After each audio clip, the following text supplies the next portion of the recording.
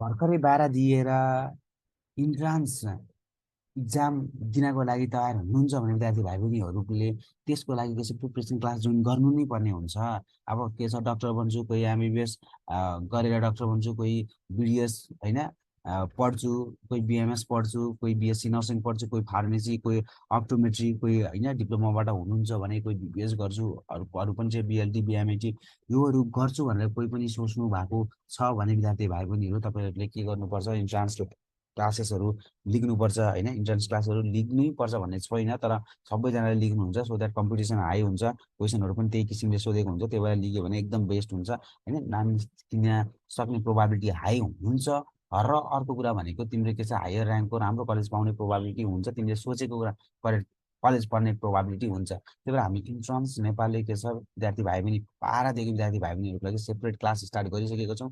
एकदम के छ यङ इनर्जेटिक टिमले हाम्रो पढाउनुहुन्छ होइन, 4-5जना 6जना हुनुहुन्छ एमबिबिएस पढ्दै विद्यार्थी भाइ बहिनी हुनुहुन्छ र जो यही फिल्डमा 3 देखि 4 वर्षसम्मको एक्सपिरियन्स बटुल्नु भएको सरहरू हुनुहुन्छ। त्यही भएर क्लासेसहरू जोइन गर्नु। अहिले के छ तिम्रो विद्यार्थी भाइ बहिनीहरू 25 देखि 30% अफ चलिरहेको छ होइन, स्कलरसिप हामी दिइरहेको छौँ। त्यही भएर जोइन गर सबैजना विद्यार्थी भाइ बहिनीहरूलाई, र साथीलाई पनि जोइन गर्न, साथीसँग आउने विद्यार्थी भाइ बहिनीहरूलाई ह्युज डिस्काउन्ट हामीले दिइरहेको छ।